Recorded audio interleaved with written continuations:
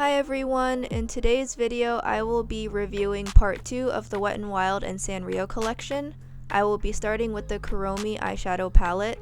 I personally definitely had a lot more fun playing with this eyeshadow palette, but that's just because I love colors. In terms of quality, it was pretty on par with the My Melody palette.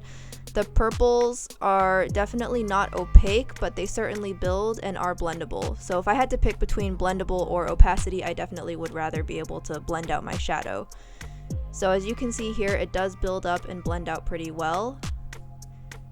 The darker colors in this palette kind of all are the same. So again, I would say it's pretty similar to the My Melody eyeshadow palette. It's nothing to write home about, but for $9.99, it's really not that bad.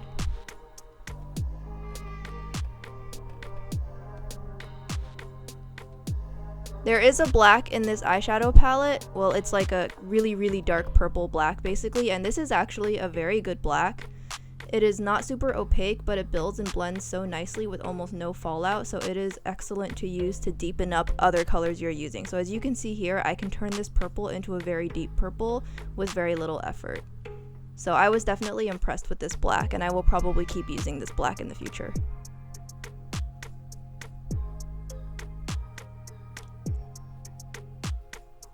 Now I'm going to be applying this gold metallic shadow all over my lid for contrast. It was really honestly very similar to the metallics in the My Melody palette, where it was chunky and flaky, almost powdery, and it didn't really have much of a pigmented base to it.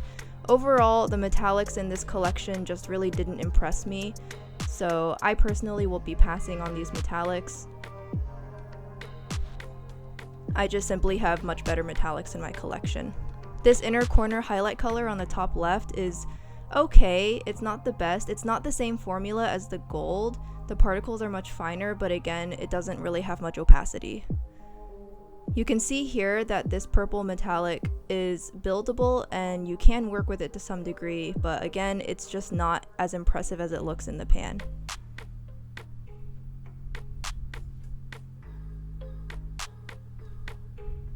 I will be finishing off the lower lash line with more of that gold.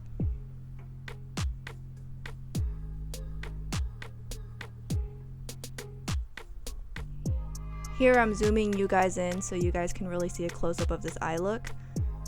I do like it, and I will probably recreate it in the future with higher quality shadows. And here's the finished look with lashes and mascara. Now I'm going to move on to the face palette. This time I'm going to be using the bottom two shades as my blush and my highlighter.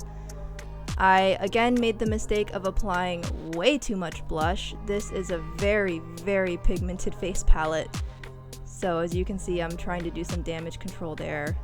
I didn't really apply much setting powder to my face today, so I had to work really hard to blend it out, so I switched to this denser kabuki brush that you see here. Definitely go in with a light hand, use a light fluffy brush, and build up very slowly and gradually so that you don't end up with clown blush like me. The highlighter again is really pretty. I use it more of a blush topper since it is a little darker than my skin tone. I think it gives off a really pretty subtle effect, as you can see on my cheeks. It definitely does emphasize texture a little bit, so I wouldn't really recommend if you have a lot of acne scars or pores. Now for the lip products. I don't really like the Wet n Wild matte liquid lipstick formula. It dries so fast that I honestly don't have much time to work with it.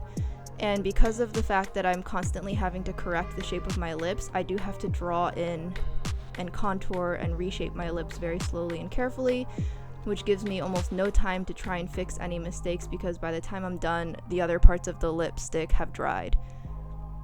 That being said, I am totally in love with this lip gloss, especially on top of the purple. I now look like I have galaxy lips and I'm totally here for it. I had a lot more fun working with this side of the collection just because of the colors. I don't usually have a very dark grungy lip, so this was a little bit out of my comfort zone, but I love the look. I especially love this lip gloss. I'm gotta say, I definitely will be using the lip gloss in the future on its own.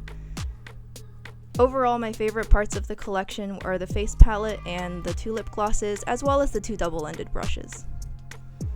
Here are the swatches of the palette. As you can see, that inner corner highlight on the palette doesn't even show up.